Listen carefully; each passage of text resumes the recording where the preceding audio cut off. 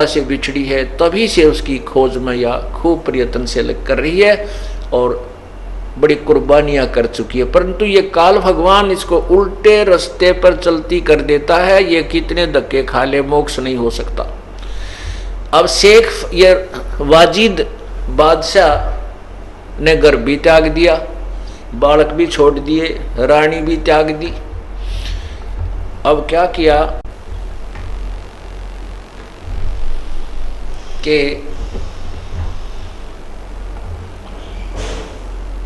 जंगल में जाकर के बैठ गया। अब जंगल में जाकर बैठ गया तो भूख भी लगे, गर्मी भी सतावे और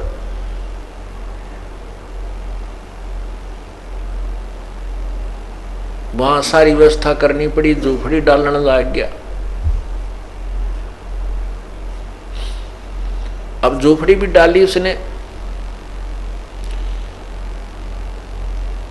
दिन में झोपड़ी में रहे और कभी एक गुफा भी बना ली, उस गुफा के अंदर बैठ के तप साधना करे।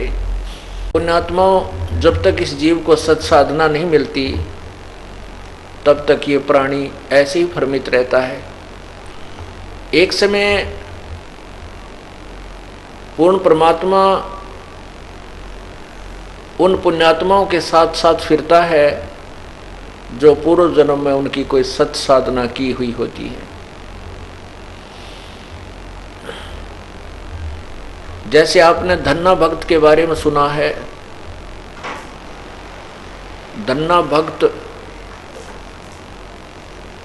को परमात्मा मिले थे, पूर्ण ब्रह्म मिले थे। उनको तत्व ज्ञान समझाया था। अब तक समस्या यही रही कि बहुत कम भगत जन परमात्मा को पहचान पाए, फिर भी श्रद्धालु लोगों ने उनकी कुछ बातों को कुछ समय तक स्वीकार किया। तो धन्ना भगत जी को जो परमात्मा मिले, उनको तत्व ज्ञान समझाया। उससे पूर्व धन्ना भगत जी के पूर्व संस्कारों से, पिछले जन्म की भक्ति के कारण और तड़फ के कारण उसने कंकर बो दी थी बीज के स्थान पर, ज्वार के स्थान पर, क्योंकि बीज को उन्होंने एक भूखे साधुओं को खिला दिया था। और परमात्मा ने उस कंकर के स्थान पर उनके खेत में तुम्बे, बड़े बड़े तुम्बे होते हैं, जैसे वो तुंबों की बेल उगा दी। तुंबों के अंदर परिपक्व ज्वार, हर एक तुंबे में एक बहुत बड़ा, तुम्बे इतने भारा भारा होते हैं जैसे आपने ये पेठा देखा हो, इस तरह के तुम्बे होते हैं, अंदर से बहुत खोखले होते हैं वो। तो उन सब में ज्वार भर दी, अर्थात सैकड़ों मन ज्वार परमात्मा ने बगैर बोए ही दे दी। उसके बाद परमात्मा मिले, उनको तत्व ज्ञान समझाया धन्ना भगत ने। फिर उसके बाद उस तत्व ज्ञान के आधार से कुछ साधनाएं की। तो उस समय धन्ना भगत उस वाजिद जी के पास चले गए। वाजिद जी के पास चले गए, वहां पर रुके 1-2 दिन। तो वाजिद जी ने कहा कि ए भक्त, आप भक्ति नहीं करते, आप काहे के भक्त हो, आप साधना कुछ भी नहीं कर रहे हो।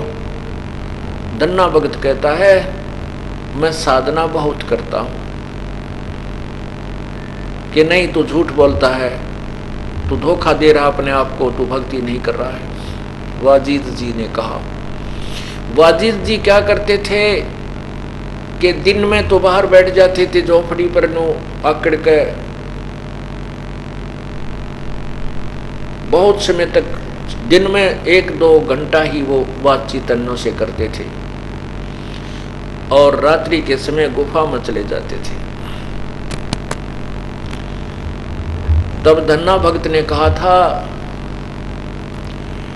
भाई दिन में बजे सो ढोंगी कहिए, रात न बजे सो चोरी, गुफा में बजे सो कहिए मुष्टा, भक्ति की गति और। कहते हैं दिन में लोग दिखावा करता हो तो ढोंगी माना जाता है, और गुफा में रात न बजे वो चोर कहलाता है। और गुफा में बढ़ के भक्ति करे वो तो चूहा कहलाता है भाई। भक्ति की गत और इस बात से बाजिद को बड़ा खटका लगा। कहने लगा भाई फिर ये क्या कैसे बात कही आपने ऐसा, और भक्ति की कौन सी स्थिति है, क्योंकि जिसको परमात्मा चाहिए वो तुरंत निर्णय मांगता है। तब धन्ना भगत ने कहा कि किसी भी इतिहास में बता दे जिसने तेरे की तरह हठ योग किया हो, और जिन्होंने ऐसा हठ योग किया उनको परमात्मा नहीं मिला। नाम उठत नाम बैठत नाम सोवत जागवे, नाम खाते नाम पीते नाम से ती लागवे।